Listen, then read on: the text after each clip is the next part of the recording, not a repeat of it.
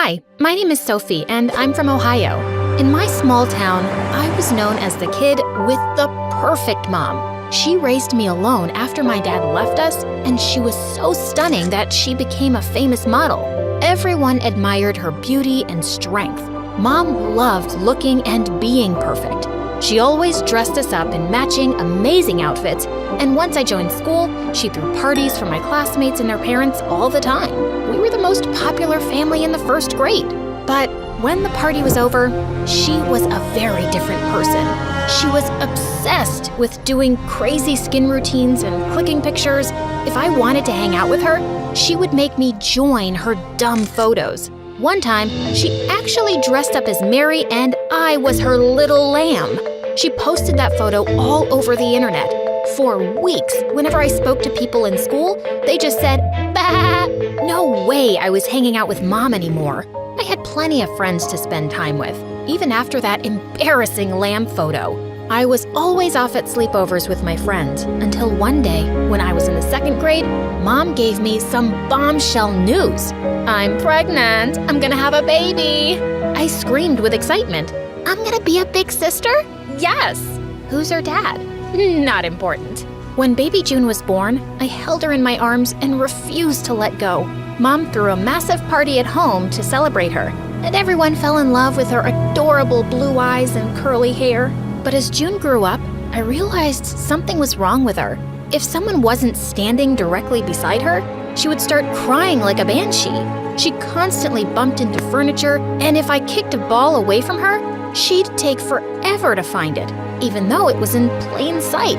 We took her to a doctor and found out that she had no vision in the center of her eye. She could only see on her sides. Her condition was called Stargardt disease, and unfortunately, it didn't have a cure. Eventually, she had to get her the bulky glasses. They didn't fix her vision completely, but they helped. I got ready for big sister duty. I chose June's outfits every day, walked her to school, and destroyed anyone who dared to look at her wrong. None of the kids in June's class wanted to be friends with her, so I asked Mom to throw a party for her classmates, just like she used to for me. But Mom said, "I'm too busy with work. Besides, June has you. She doesn't need anyone else." By the time I was in 7th grade, June came everywhere with me. She came to my sleepovers, went to the movies with my friends, and we all stayed up doing each other's hair. I thought we had so much fun. But one day, I came out into the backyard to see that June wasn't wearing her glasses anymore.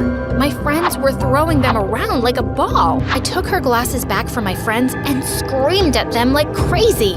It was just a game. "Get out of my house! Get out!" How could they be such jerks? After that day, they uninvited me to all their parties, and they started ignoring me in school. They even made me sit at the unpopular table at lunch. In just one night, I'd become a complete loner. Whatever. I didn't need their terrible energy, and their behavior made June feel really bad. One day, I saw her talking to some kids in the neighborhood without her glasses on. When I asked her to wear them, she threw them at me. "No, I'm finally making friends."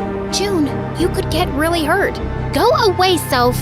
She ran away from me and started crossing the street. A car was coming really fast and it was gonna hit her. I just knew it. I flew towards her, but I was too slow. Just as I prepared for the worst, a boy suddenly grabbed June and pulled her off the road. I was so relieved, my knees melted. The boy placed June before me and gave me his hand. "Are you okay?" "Are you an angel?" "Excuse me? Hello?" I got myself together and thanked him for his help. His name was Philip, and he was the bravest person I'd ever met. He was new to our neighborhood, and he was going to join our school. We became friends instantly, like puzzle pieces fitting together. And the best part? He was amazing with June. He was never mean to her, and he said her glasses made her look like a cool superhero. When I was in the 10th grade, Philip asked me to be his girlfriend, and I said yes faster than the speed of light. I was so excited for my first relationship, but the only problem was that we never got time alone. June was always with us, and while we loved her, it did make some of our dates pretty awkward. When I asked Mom to find a babysitter, she said, "Wow, Sophie, I didn't realize you were tired of your sister." "I am not. I just want one night to myself." "And if this babysitter bullies June, then what? What if she clicks pictures of her and posts them all over the internet?" That's not gonna happen. Are you sure? I remembered my cruel friends and had to bite my tongue. June and I continued to be attached at the hip until one day when something awesome happened. She got invited to a sleepover by some girls in her class.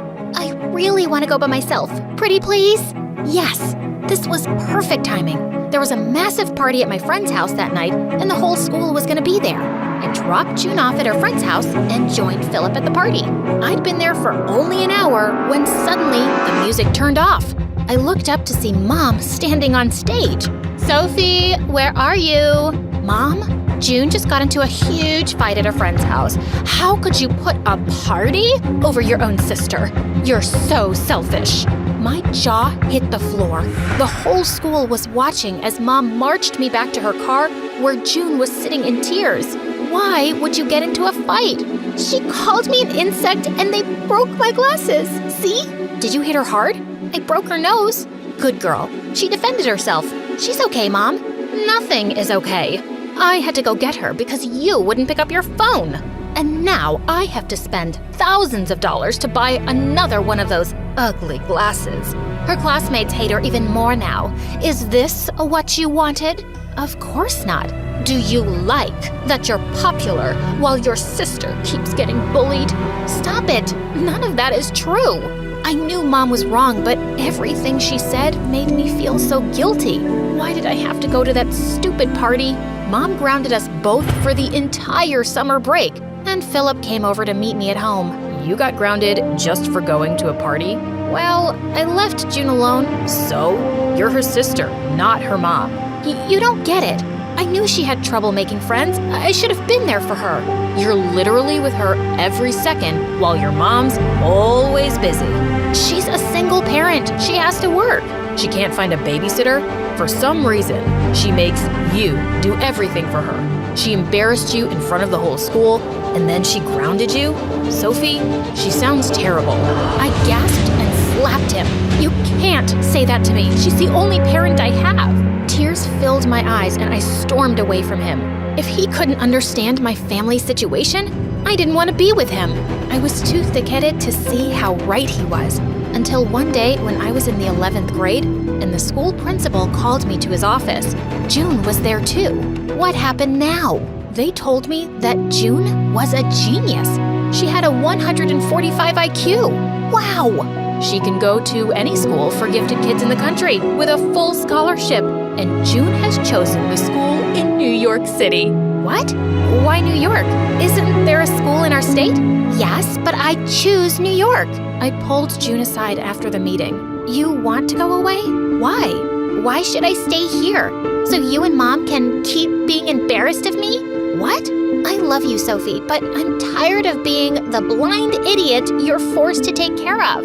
June, you're my sister. I do things for you because I love you. I've seen you lose friends and boyfriends for me, while Mom acts like I don't even exist. I'm sick of being a burden. I'm leaving. You and Mom can finally be free. I was numb with shock. June was gonna be alone? In another state? My relationship with Mom was beyond repair, and June was packing up all her stuff. Everything in my life was falling apart. One day, June brought me to her room, and Philip was sitting inside. What is this? I'm leaving now, and you're Sophie's next best friend. So stop fighting. Work it out. She locked us in her room, the little minx. Well, you were right. My mom is a terrible person, and I was an idiot. You weren't an idiot. You were the only one who was nice to June, and I was horrible to you. I'm so sorry, Philip. You were dealing with a lot, Sophie. I understand. And June's leaving now? I just don't know how she's gonna live without me. I feel scared. She'll be fine. Look at this. He showed me the pamphlets and website for the school, and once I calmed down, the place looked amazing. They had so many fun activities, and there was a whole section just for differently abled students. Some kids in the photos were wearing glasses just like June's. Suddenly, I knew I had to let her go. When June came back to her room, I pulled her into a tight hug. I wish I could keep you with me forever, but I think this school is a good choice. You deserve better than this stupid town. Really? I just wanted to stop being a burden to you. Don't you dare call yourself that again. You were never a burden to me, June. You'll always be the greatest gift I ever got.